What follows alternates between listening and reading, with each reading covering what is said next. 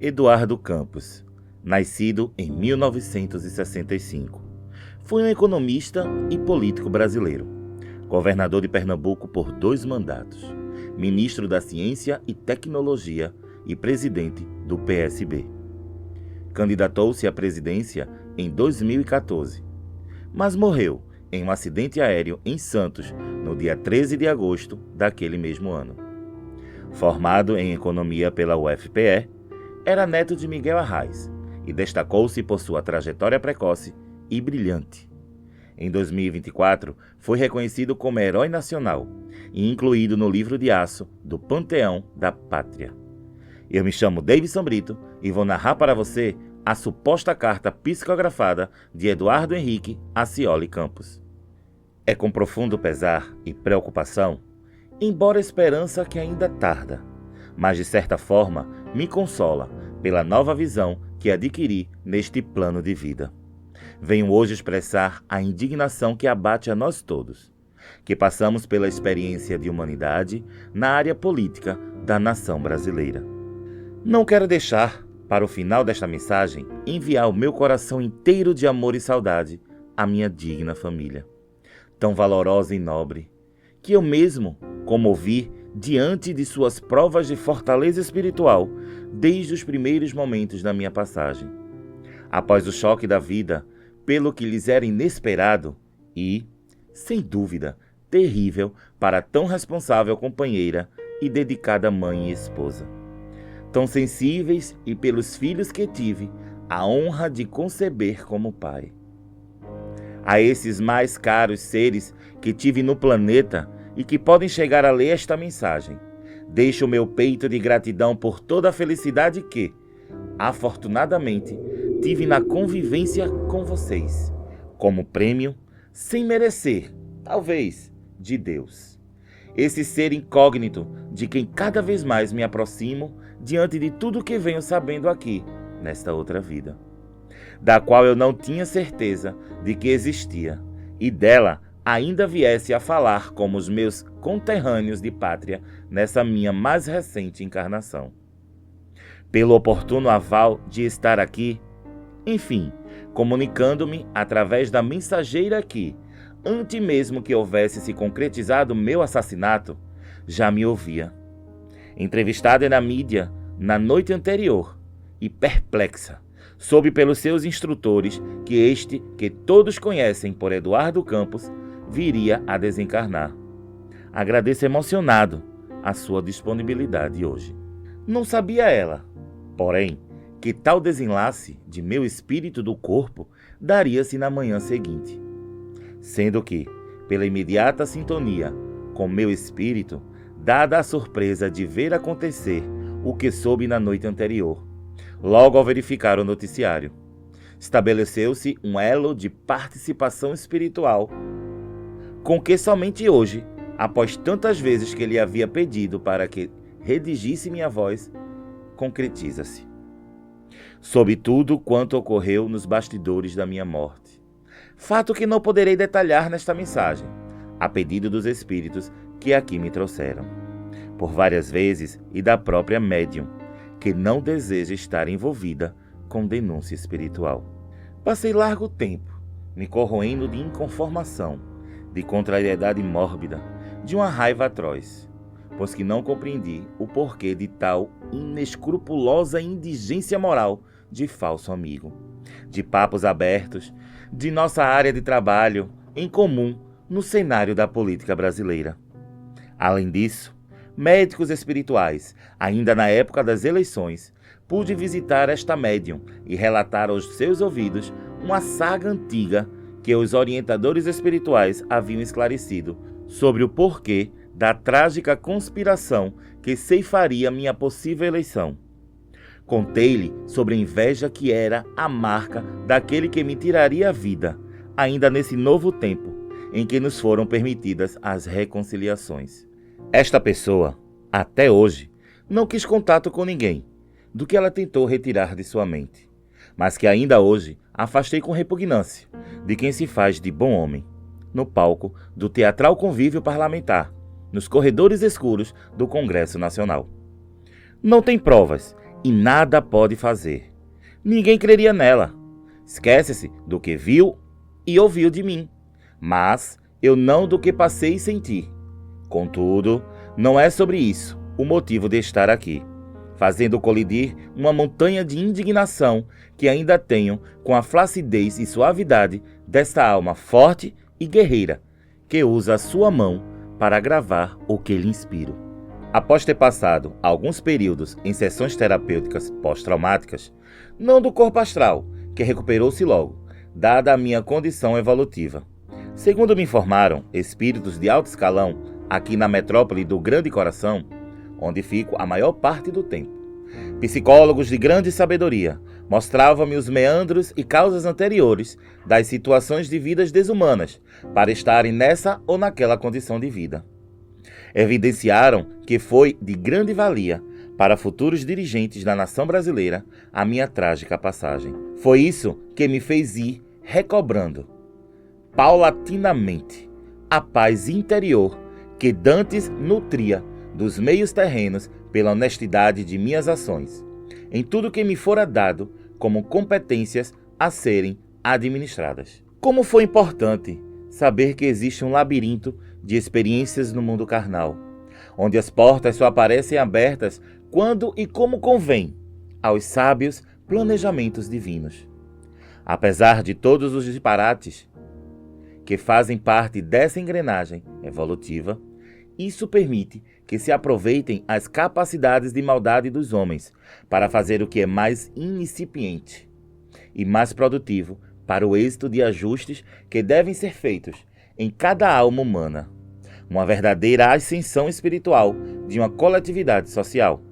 Aparentemente contraditório pode parecer o fato de eu ter compreendido, até um determinado ponto ainda insatisfatório, os porquês de fatos humanos inconcebíveis, com a maneira como comecei esta missiva, dizendo que vim, com pesar e preocupação, dirigir-me aos que dispuserem crer no que aqui está, sobre o abatimento que nos causou, políticos brasileiros e internacionais desencarnados, juntos aqui, no Parlamento Espiritual Planetário, em cidade acima do Planalto Central do Brasil.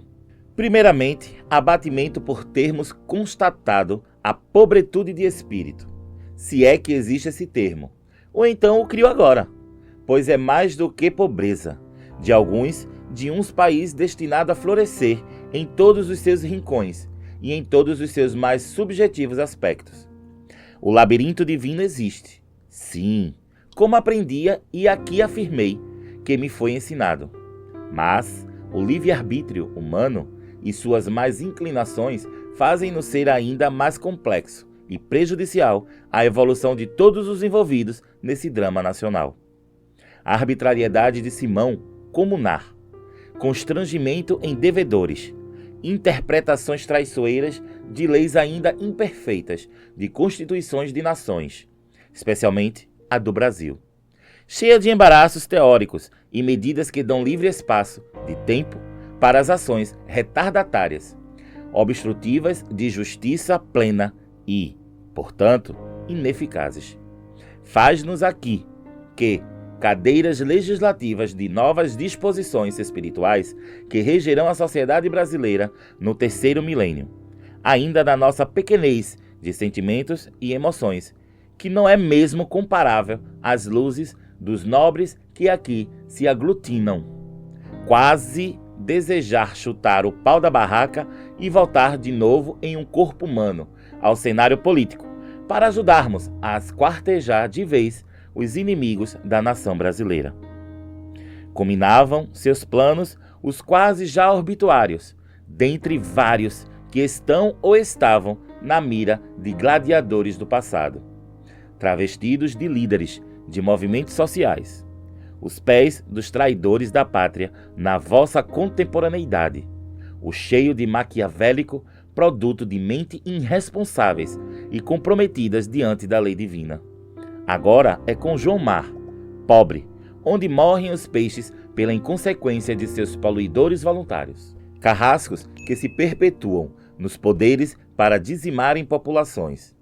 A ausência de princípios conscientes que fossem marcas de homens grandiosos, que se unem em prol do surgimento de uma tão promissora nação de proporções continentais, pujante e magnânima, na sua fecunda condição de nutrir a plor nacional e até mesmo de povos refugiados. Faz cair por terra, se não for Deus a tudo inspirar. Consertar em tempo os sonhos dos que amam o Brasil.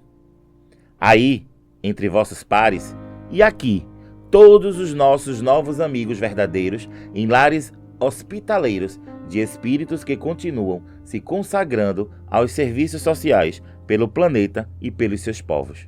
Regurgitaram de suas entranhas de susto e de desgosto os cidadãos brasileiros. Sim, pois pior que isso, haviam vomitado por sobre um povo esperançoso o veneno dos bandidos, com suas mentes inconsequentes que não cogitam sobre o desencadeamento de seus menores em futuras repercussões ao seu próprio processo evolutivo. Sim, agora falo como quem contemplou o que vem depois da morte. Vida além vida. Estou aqui, crendo ou não crendo, os que, como eu, nada sabiam sobre a vida que continua. E, portanto, que engulam o que tenho a dizer. Os milhares que se indignaram com a inspirada lembrança de Deus, daquela irmã cheia de luz, ainda verão a sua justiça. Tentam vender a imagem da integridade os que, em verdade, são cúmplices de legiões de inimigos da terra de Veracruz. Mas ela se esfacelará, logo mais, num profundo abismo, que haverão de conhecer os que são vândalos anônimos de baderna maior que a das ruas. Pois que, nas surdinas, atiçam um fogo nos corações dos cidadãos brasileiros, quebrando as vidraças da transparência de seus mais acalentados desejos em prol do Brasil e de sua gente. Da honradez que não existiu, morreram os que já são mortos, em si mesmos, e encontrarão, além do mármore gelado do fatídico dos homens, a frialdade maior em suas consequências espidas de honestidade. Falo não somente aos que têm convivência com acontecimentos recentes, mas a todos os que são réus diante de suas próprias almas e diante da justiça de Deus. Não passarão nos tribunais da eternidade os que são tribunos de falácias, de boca cheia de vermes perniciosos que habitam seu interior e que contaminam a alma quase ingênua do povo brasileiro. Ingênua por quê? A despeito do que pensam conceber sobre os antros da política. Nada sabe ante a lente que hoje tenho ao meu dispor para conhecer o tamanho da inescrupulosidade de seus antigos parceiros de debates políticos. Nada se esconde do Altíssimo, e a falta de fé, ou a falsa fé, essa que demonstram ao entrar em igrejas para serem vistos como sérios combatentes em nome do povo. Haverá de os surpreender, caros e não caros, verborrágicos senhores. Muitos verdadeiros exemplos de probidade e retidão convivendo com víboras nos corredores e espaços que deveriam ser labirintos de justiça. Complexos, como afirmei ao iniciar esta mensagem, mas de portas morais abertas por onde a verdade, a sociedade faminta de progresso, de ordem e de paz se proclamasse. No enseio de que tenha conseguido expressar tudo o que me ia na garganta desde que me desengatei-me do querido corpo, por meio do qual podia me abraçar aos amores da minha vida, lanço um olhar de piedade aos meus falsos amigos traidores que foram a mim e ao seu próprio futuro. Que de mim possam se lembrar nos umbrais da terra, pois ajudarei a resgatá-los da tenebrosa esfera de dor que os aguarda. Não guardo ódio, mas sim ainda revolta, pois sobre o que se afirma ser karma nos meios espíritas, a mim foi dito que nem sempre o livre-arbítrio para matar faz parte da lei divina. Muitas vezes podem ser evitadas ou permitidas, pois encontram-se os crimes como peças de um mosaico de sábias disposições divinas, como ainda estou tentando compreender. Como lhes disse antes, participando ainda de sessões, não mais terapêuticas, mas de conhecimentos espirituais e universais, após certo padrão de consciências mais equilibradas. Voltando ao enfoque de minha vida além túmulo, fui convidado a ocupar uma cadeira do Parlamento Espiritual Planetário, onde escrevo sobre projetos para coligações e convênios para a educação de jovens no Brasil. O que já aspirava e fazia aí em outros moldes. O que pretendemos aqui é uma revolução na educação, que saberão com o tempo pelas iniciativas de novos ministros de governo, seja do atual ou de outros que possam assimilar nossos ensinos durante as madrugadas, juntos em espírito, aqui onde atuamos em favor dos estudantes da nossa grande e abençoada terra do Cruzeiro. Aqui se trabalha, mas de verdade, com fins e metas muito bem estudados e perseguidos.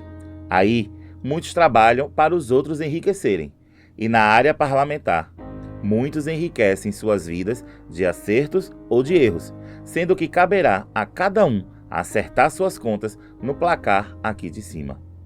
Tentei atenuar meu discurso através dessas últimas linhas, em respeito ao coração da valente irmã, que se agitou ao sentir a minha ainda recentemente revolta com a podridão dos comparsas que atualmente estão em efêmeras cadeiras de glórias fictícias. O que se leva da terra é só o que se é, e o que se constrói de fato. Ninguém chegará no espaço ou forma de vida espiritual digna de forma fácil, como é a dos que promovem a corrupção. Essa cena cruel, onde se atiraram os que achicalharam a pátria dos novos mandamentos do Cristo e ainda zombam de todos. O que estão se remoendo de desesperança, sem rumo e sem fé, a esses puros de coração que têm suas formas distintas de ser, que têm fé em suas distintas formas de falarem com Deus, aos que são ateus mais justos, honestos e perseverantes da honestidade, e aos que não falam a linguagem religiosa, mas são iluminárias, pilastras do país nos seus múltiplos âmbitos, pessoas que já têm admirável, irresponsável e exemplar condução de vida própria como agentes de transformações sociopolíticas do país, lutam pelo Brasil. Devo tentar acender em seu interior a chama da esperança, naqueles que também trabalham aqui, noutra dimensão de vida, em nome da justiça e dos planos divinos para a terra e, em especial, para nós e vós do Brasil. Estamos juntos, tudo terá jeito, pois há estratégias traçadas por aqui, o plano espiritual. Fez parte da história a malandragem do livre-arbítrio constatada, mas dentro de um painel de expectativas divinas quanto ao que é disposto ao ser humano. Levará a uma nova consciência pelo aprendizado que traz em seu bojo a toda a população e representantes do país. Fiquei feliz por poder deixar ao Brasil as minhas impressões sobre o passado, a causa atual e sobre o que vivo e faço aqui onde estou. Lindo espaço de moradia com ex-dirigentes da nação, mesmo que não totalmente satisfeitos com medidas provisórias coerentes, de certa forma, com o que é possível no momento. Que lembrem-se de que poderão ser fecundas, sejam legítimos os passos do atual presidente da terra de Santa Cruz. Isso que toda a trilha a ser palmilhada pelo novo governante do país. Seja esse ou aquele que ainda surge de panteão de possibilidades que se desdobram em novas decisões a cada dia. Seja palmilhada com retidão e de forma visionária, honesta e frutuosa. Que sejam os brasileiros envolvidos em clima de certeza de que não estão sozinhos e que os mais violentos poderão ser contidos pelos trabalhadores da área de policiamento espiritual. Mas que algo de mais preocupante pode lhes advir se não forem cautelosos também quanto aos que iniciam pessoas radicais. Abraço afetuosamente a irmã que me acolheu e dedico-lhe flores, rosas, daqui do jardim, de onde as pétalas florescem. Aos amados familiares, parentes, amigos de jornada nas letras políticas e aos meus queridos servidores de tanta instância, por onde pude transitar e agir lealmente, conforme ditava a minha consciência. Manifesto a minha gratidão por ter estado com todos vocês, mesmo que por tão pouco tempo. Mas o perfume das almas sinceras que, graças a Deus, vem de maioria de todos que conheci nos grandes e sérios momentos da minha vida. Ainda sinto o delamino espiritualmente, assim como a ouvir suas preces e deferências em datas especiais. Muito obrigado por isso. Brasil, te quero bem. Contem comigo. Com cordiais saudações a todos que me leram, Eduardo Henrique Acioli Campos.